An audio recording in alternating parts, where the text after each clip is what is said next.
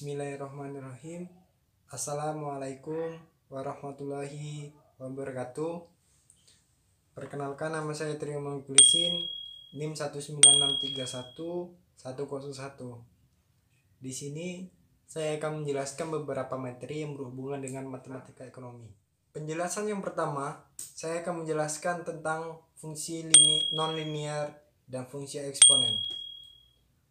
Pengertian dari fungsi nonlinear itu sendiri adalah fungsi nonlinear merupakan salah satu komponen penting di dalam matematika ekonomis yang menghubungkan satu variabel dengan variabel yang lainnya. Pengertian yang lainnya adalah fungsi nonlinear merupakan hubungan antara secara matematis antara satu variabel dengan variabel yang lainnya yang membentuk suatu garisan lengkungan, di mana tanpa kita sadari fungsi nonlinear ini sendiri diterapkan di dalam kehidupan sehari-hari kita. Contohnya ada sebab dan akibat seperti jual dan beli, investasi dan bunga, dan masih banyak yang lainnya yang tanpa kita sadari kita sudah memasuki mekanisme dari fungsi nonlinear itu sendiri.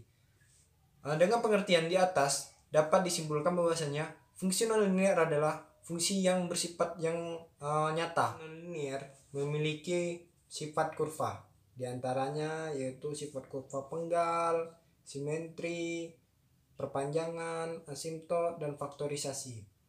Penggal sendiri merupakan titik-titik potong kurva pada sumbu-sumbu koordinat, sedangkan simetri merupakan dua buah titik yang mempunyai jarak yang sama terhadap titik tersebut.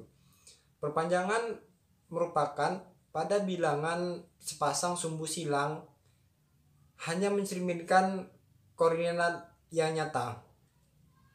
Sedangkan asimtot merupakan garis lurus ujungnya semakin dekat dengan ujung kurva lainnya.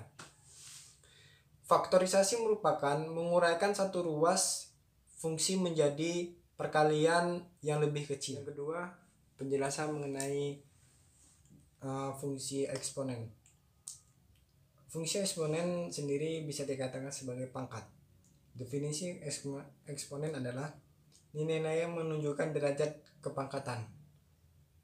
Tentunya jika berbicara tentang perpangkatan, di saat kita masih duduk di bangku SMA atau sekolah menengah atas atau yang lain sebagainya, kita sudah belajar mengenai sistem atau sifat-sifat dari perpangkatan tersebut.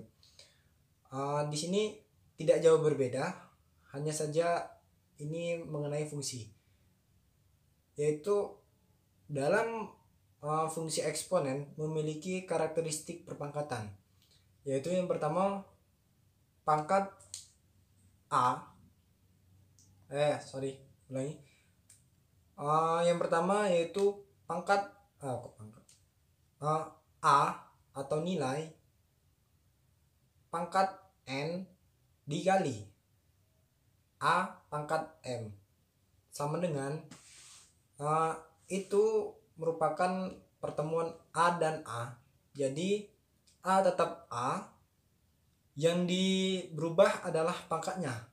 Jika terdapat perkalian, maka pangkat tersebut ditambah. Misalkan contoh 2 pangkat 3 dikali 2 pangkat 4 sama dengan 2 pangkat 7. Jadi di situ dalam karakteristik eksponen itu pangkatnya yang berubah.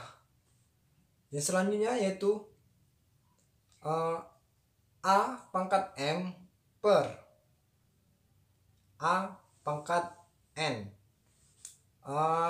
Jika kita bertemu dengan masalah ini, maka pangkatnya akan dikurang menjadi A pangkat M min N.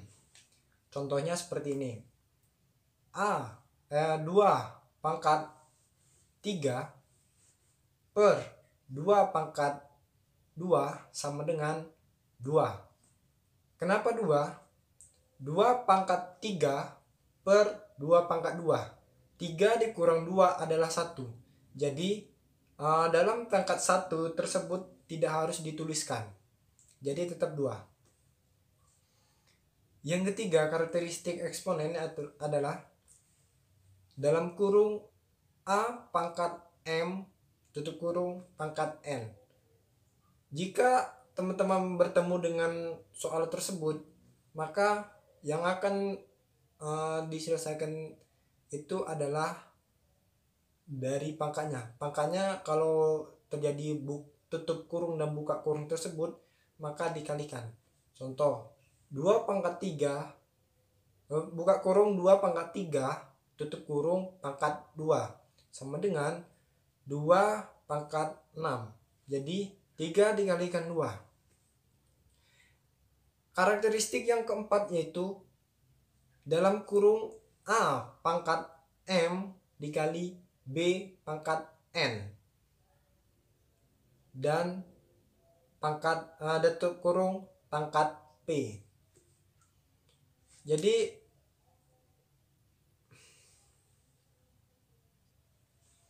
Jadi tidak jauh berbeda dengan penyelesaian yang karakteristik yang ketiga. Contohnya seperti ini. 2 pangkat 3 dikalikan 2 pangkat 2 dalam kurung pangkat 2. Jadi sama dengan 2 pangkat 6 dikalikan 2 pangkat 4.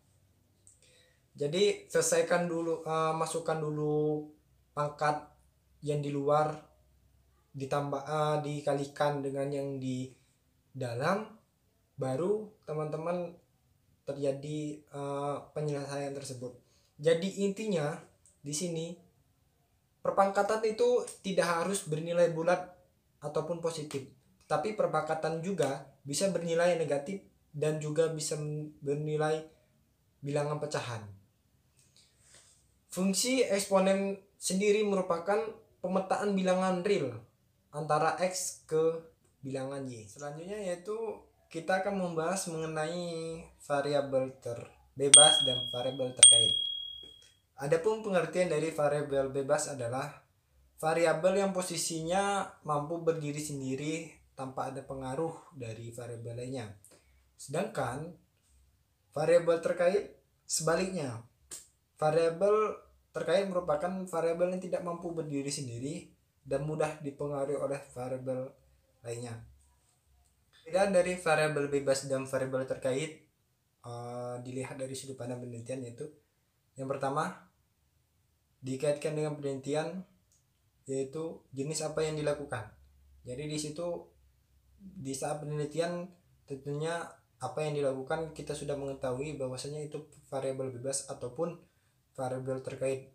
Selanjutnya itu melihat dari hipotesis yang dibuat.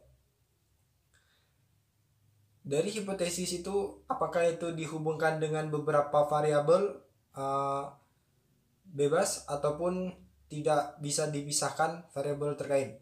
Jadi intinya jika dihubungkan dengan beberapa variabel, maka itu adalah variabel bebas. Nah, jika tidak dihubungkan dengan variabel atau tidak bisa dipisahkan dengan variabel, maka itu adalah variabel terkait. Adapun selanjutnya yaitu tentang rumusan masalah.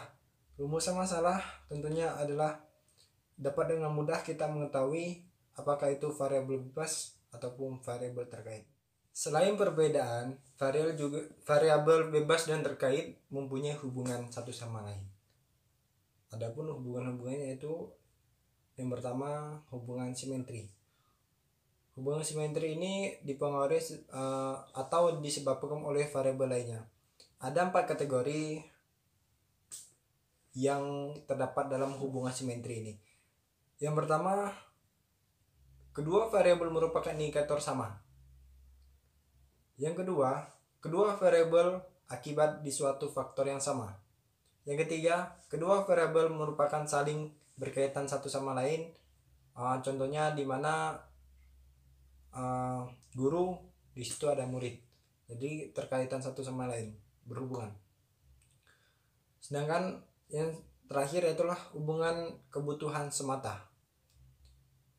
Hubungan selanjutnya yang kedua yaitu hubungan timbal balik, di mana hubungan timbal balik merupakan hubungan suatu variabel menjadi sebab dan akibat. Contohnya penanaman modal menjadi keuntungan menjadi penanaman modal, itu sebab dan akibat. Sedangkan untuk hubungan yang terakhir yaitu hubungan asimetri, yaitu ada beberapa ketentuan, yaitu yang pertama hubungan antara stimulasi dan respon. Contohnya yang lazim digunakan para ahli. Yang kedua yaitu hubungan antara disposisi dan respon. Contohnya kepercayaan seseorang dengan minum obatan tradisional. Yang ketiga yaitu hubungan antara diri individu dan disposisi atau tingkah laku, di mana tidak terpengaruhi lingkungan seperti suku, bangsa, dan negara. Selanjutnya yaitu hubungan antara prekondisi yang perlu dengan akibat tertentu. Contohnya pengusaha kecil memperluaskan usahanya dengan simpan pinjam bank yang memiliki daya yang lunak. Yang kelima yaitu hubungan imanen antara kedua variabel. Contohnya organisasi besar tentunya mempunyai peraturannya ketat. Dan yang terakhir hubungan tujuan dan cara.